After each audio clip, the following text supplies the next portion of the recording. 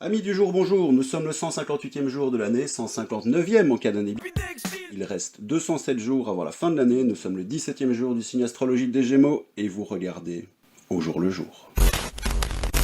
Le 7 juin 1099, lors de la première croisade, débute le siège de Jérusalem, opposant les croisés et son plus illustre commandant, Godefroy de Bouillon, aux Turcs fatimides. Je suis trop timide. 38 jours plus tard, Jérusalem est capturée par les croisés, créant ainsi le royaume de Jérusalem.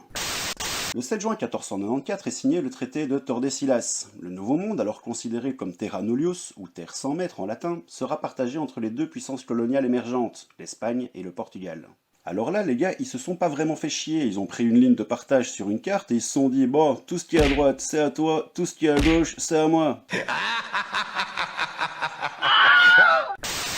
Le 7 juin 1654, Louis XIV devient roi de France. Surnommé le roi Soleil, son règne a été le plus long de l'histoire et durera 72 ans.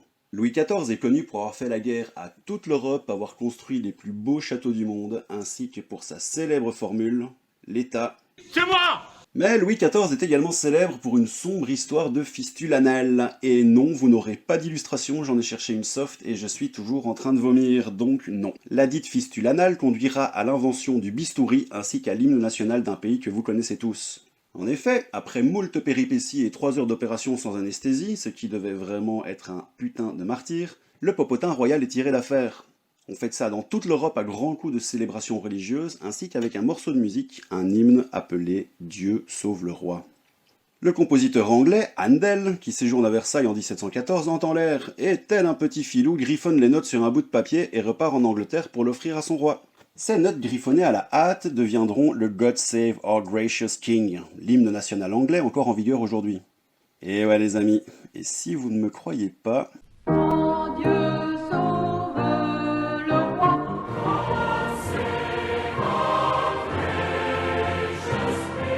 Vous pourrez dire dans un prochain repas de famille que l'hymne anglais est tout droit sorti de l'anus de Louis XIV. C'est une anecdote bonne à savoir.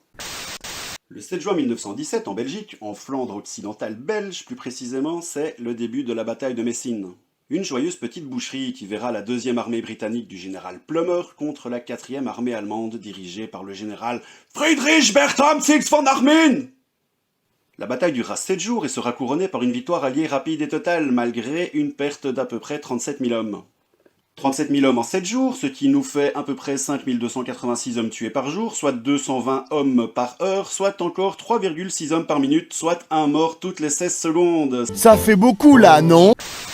Le dimanche 7 juin 1942, le port de l'étoile jaune, que de nombreuses rumeurs évoquaient depuis un an, est rendu obligatoire pour les Juifs de France. Youpi youpi. 7 juin toujours, en 2017 cette fois-ci, grâce à la découverte de nouveaux fossiles, l'équipe des paléoanthropologues français Jean-Jacques Hublin et marocain, dont je n'arriverai pas à prononcer le mot correctement, ont publié une nouvelle datation d'environ 300 000 ans avant le présent, ce qui repousse de plus de 100 000 ans l'ancienneté précédemment attribuée à l'espèce Homo sapiens. Au niveau des naissances du 7 juin, nous avons en 1848 Paul Gauguin, peintre non dénué de talent.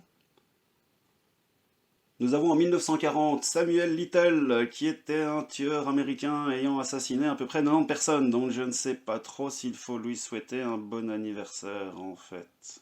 Allez, bon anniversaire et santé à mon ami! Toujours le 7 juin, c'est un peu le principe de l'émission, en 1980 cette fois-ci, la naissance de la seule, l'unique, la radieuse, la magnifique, Anna Kournikova.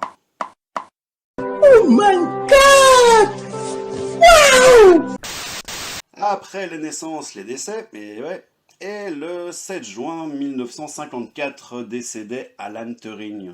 Et Alan Turing, c'est rien de moins que le père de l'informatique et des concepts de programme et de programmation. Il a joué un rôle majeur dans la cryptanalyse de la machine Enigma, qui était utilisée par les armées allemandes pour crypter leurs communications.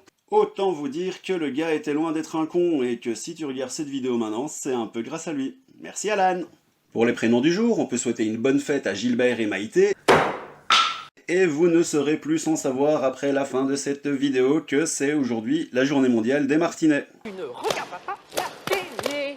Non, pardon, je me suis trompé de martinet. Ouais, voilà, c'est cela.